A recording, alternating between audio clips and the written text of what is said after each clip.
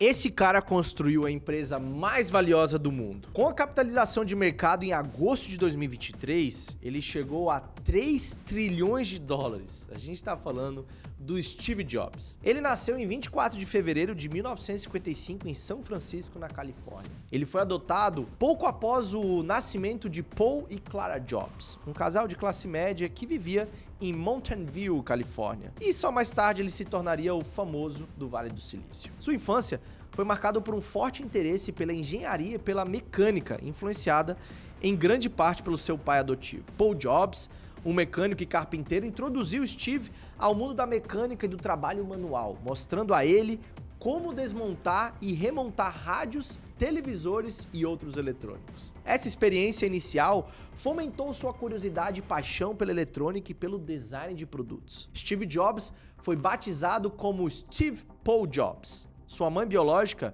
Joanna Schubert, era uma jovem estudante universitária, não casada, e seu pai biológico, Abdulfat Jandali, era um imigrante sírio.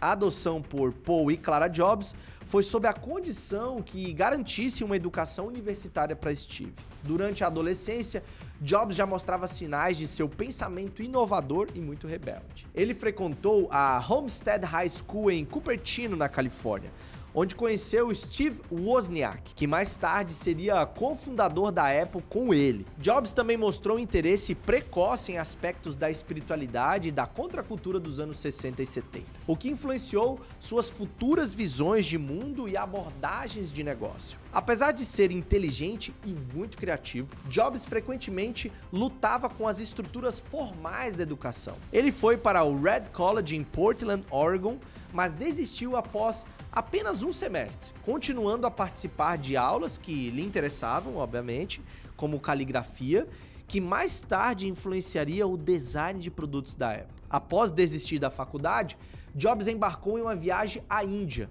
em busca de iluminação espiritual. Ele se interessou pela filosofia zen budista, que posteriormente influenciou seu minimalismo e abordagem no design de produtos da Apple. Antes mesmo de fundar a Apple, Jobs trabalhou em alguns empregos de tecnologia. Um deles foi na Atari, uma das primeiras empresas de videogames. Ele foi contratado pela Atari para trabalhar no design de jogos. Jobs conheceu Steve Wozniak, seu futuro parceiro na Apple, durante seus anos de ensino médio. Eles eram ambos membros da Homebrew Computer Club, um grupo de entusiastas de eletrônicos e computadores. Sua parceria começou aí e acabaria por revolucionar a indústria da computação pessoal. Esses aspectos de sua infância e juventude não apenas moldaram o indivíduo que ele se tornaria, mas também deixariam marcas profundas em suas futuras realizações profissionais e na forma como ele lideraria a Apple no futuro. A jornada de Steve Jobs e de Steve Wozniak, que culminou na criação da Apple, teve início em uma garagem. Um detalhe que se tornou lendário na história do Vale do Silício e como empreendedorismo global, as garagens de grandes marcas. O início da Apple ocorreu na garagem da casa dos pais adotivos de Jobs, em Los Altos, Califórnia. Foi lá que Steve Jobs e Steve Wozniak, juntamente com Ronald Wayne, formaram e iniciaram a Apple Computer Co. em 1º de abril de 1976. A ideia era comercializar o Apple I, um computador pessoal projetado e construído por Wozniak. O Apple I era uma novidade para a época, principalmente por ser um dos primeiros computadores pessoais a ser vendido como um kit de placa circuito montada, o que era um grande avanço em relação aos kits de computadores do tipo faça você mesmo, que exigiam montagem completa. Jobs teve a visão de vender o Apple I já montado, tornando mais acessível ao consumidor médio e mais fácil também. Esta garagem serviu como local de nascimento simbólico para a Apple e simbolizava o espírito do empreendedorismo e da inovação que define o Vale do Silício. A história da Apple começando em uma garagem ressoa como exemplo de sonho americano, demonstrando que grandes ideias e empresas podem surgir nos lugares mais humildes. O sucesso inicial do Apple I e mais tarde o Apple II ou II lançou a base para que a Apple se tornaria, estabelecendo Jobs e Wozniak como pioneiros na indústria de computadores pessoais. A trajetória de crescimento da Apple, desde os primeiros dias na garagem até se tornar uma das empresas mais valiosas e influentes do mundo, é frequentemente citada como uma inspiração para empreendedores de todo o mundo. O nome Apple, para a empresa fundada por Steve Wozniak e Steve Jobs, tem uma origem interessante e um tanto anedótica. Há várias histórias e teorias sobre como foi escolhido este nome, né? Mas a amplamente aceita é que se relaciona com os interesses pessoais de Jobs e sua experiência pré-Apple. Jobs tinha voltado de uma visita a uma fazenda de maçãs, Apple Orchard. Na época, que estava jejuando e seguindo uma dieta envolvia apenas comer frutas. Acredita-se então que essa experiência na fazenda o inspirou. Ele achou o nome Apple Computer simpático, divertido e não intimidante, que contrastava com os nomes técnicos e complexos comuns da indústria de computadores naquela época. Há também uma sugestão que o nome foi escolhido por razões práticas, para aparecer antes do Atari, a empresa onde Jobs trabalhou antes de fundar a Apple na lista telefônica. Além disso, o nome Apple ecoa uma certa simplicidade e acessibilidade, algo que Jobs queria para os seus produtos. Independente da história exata por trás do nome, é inegável que Apple se tornou um dos nomes e marcas mais reconhecidas e influentes do mundo, simbolizando inovação, design elegante, tecnologia de ponta. A saída do primeiro sócio da Apple, Ronald Wayne, é uma parte interessante da história inicial da empresa. Wayne foi um dos cofundadores da Apple junto com Steve Jobs e Steve Wozniak.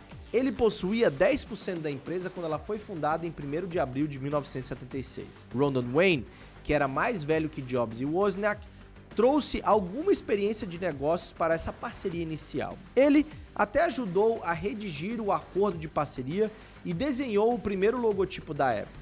No entanto, Wayne ficou preocupado com os riscos financeiros associados à empresa. Na época, a Apple ainda era um empreendimento incerto e estava operando com recursos limitados.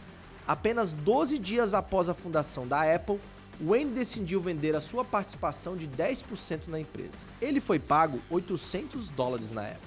Posteriormente, ele recebeu mais de $1.500 para renunciar a quaisquer futuras reivindicações contra a empresa. Wayne tomou essa decisão porque temia que as dívidas da empresa pudessem recair sobre ele, já que ele tinha ativos pessoais que poderiam estar em risco se a empresa falhasse. O que se tornou notório sobre essa decisão é que se Wayne tivesse mantido sua participação na Apple, ela valeria em torno de $200 bilhões hoje, dado o enorme sucesso e valor de mercado da Apple que atingiu nas décadas seguintes. Apesar disso, Wayne não expressou arrependimentos significativos em entrevistas posteriores, afirmando que ele tomou a melhor decisão com as informações que ele tinha na época. Ele continuou sua carreira fora da Apple, longe dos holofotes e, óbvio, do sucesso monumental da empresa. Steve Jobs era conhecido por seu estilo minimalista, tanto na vida pessoal quanto na profissional, e por algumas peculiaridades no seu comportamento e na forma como conduzia os negócios. Seu minimalismo era evidente em seu famoso guarda-roupa, que consistia principalmente em golas altas pretas e jeans leves e tênis New Balance. Esse estilo de vestir refletia seu amor pela simplicidade e eficiência,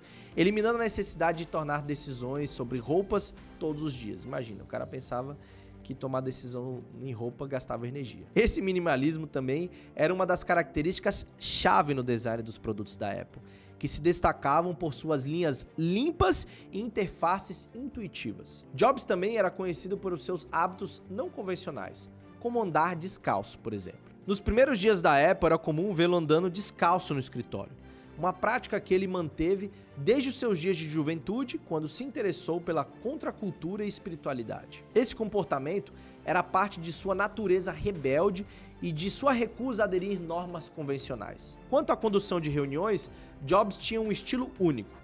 Ele era conhecido por realizar reuniões a pé, especialmente quando queria ter conversas mais profundas ou criativas. Jobs acreditava que caminhar ajudava a clarear a mente e estimular o pensamento criativo.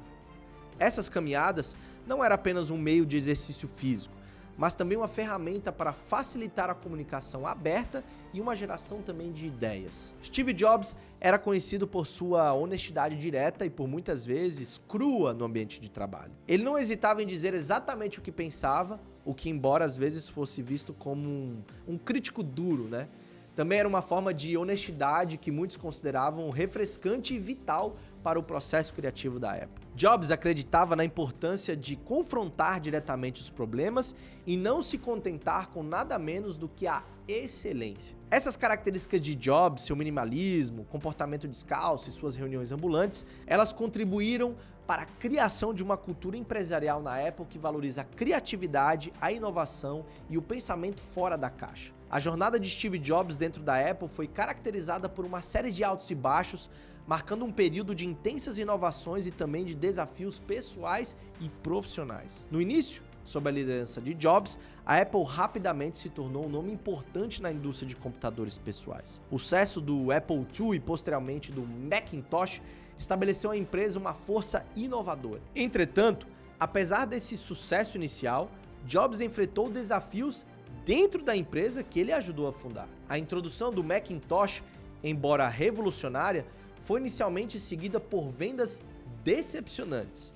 Isso, juntamente com as diferenças na visão de negócios e conflitos com o CEO da Apple na época, John Sculley, levou a um ponto de inflexão. Em 1985, Jobs foi afastado da equipe responsável pelo Macintosh em um movimento interno significativo que efetivamente deixou sem um papel operacional na empresa, ou seja, Jobs está fora da Apple. Isso levou Jobs a sair e iniciar novos empreendimentos, incluindo a Next Computer e a Pixar Animation Studios. Sua saída da Apple não foi o fim de sua história da empresa, mas sim um capítulo crucial em seu desenvolvimento pessoal e profissional. Enquanto isso, a Apple enfrentava seus próprios desafios sem Jobs. Foi a sua empresa subsequente, a Next, que acabou trazendo Jobs de volta ao rebanho da Apple. A Apple comprou a Next em 1997, uma aquisição que marcou o retorno de Jobs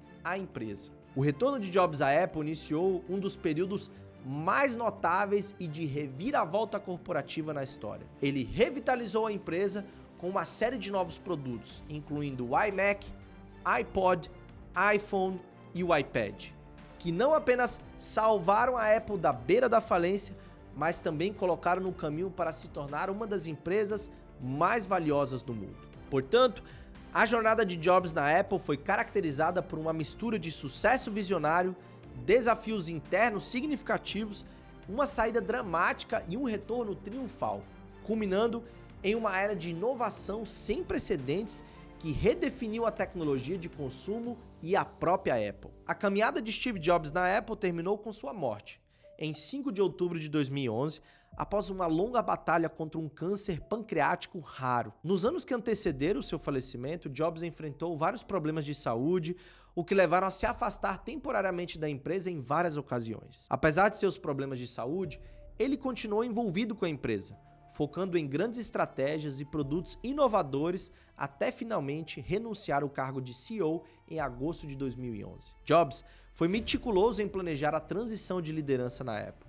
Ele escolheu Tim Cook como seu sucessor. Cook havia se juntado à Apple em 1998 e desempenhado um papel crucial na reestruturação das operações da empresa. Durante as ausências de Jobs por motivos de saúde, Cook já havia assumido a responsabilidade de CEO interino, mostrando sua capacidade de liderar a empresa. Quando Jobs renunciou, ele recomendou Cook para ser o novo CEO da Apple, uma decisão que foi apoiada pelo conselho da Apple. Sob a liderança de Tim Cook, a Apple continuou a prosperar e expandir o seu alcance no mercado de tecnologia. Cook trouxe seu próprio estilo de liderança, enfatizando a responsabilidade social corporativa e a sustentabilidade, além de continuar a inovação no desenvolvimento de produtos. A empresa continuou a lançar produtos bem-sucedidos e inovadores e expandiu o seu ecossistema de dispositivos e serviços. Hoje a Apple é uma das empresas mais valiosas e influentes do mundo, com uma forte presença em vários segmentos de mercado, incluindo smartphones, computadores, tablets, wearables e serviços digitais. A empresa mantém um foco consistente em inovação, design, desenvolvimento e novas tecnologias, mantendo-se fiel ao legado deixado por Steve Jobs de criar produtos que combinam com funcionalidade, estética e uma experiência de usuário intuitiva. A liderança de Cook tem sido central para garantir que a Apple não apenas continue a prosperar, mas também expanda sua influência e impacto em novas áreas, como saúde digital e serviços de streams e muito mais. Eu fico por aqui, até a próxima, tchau!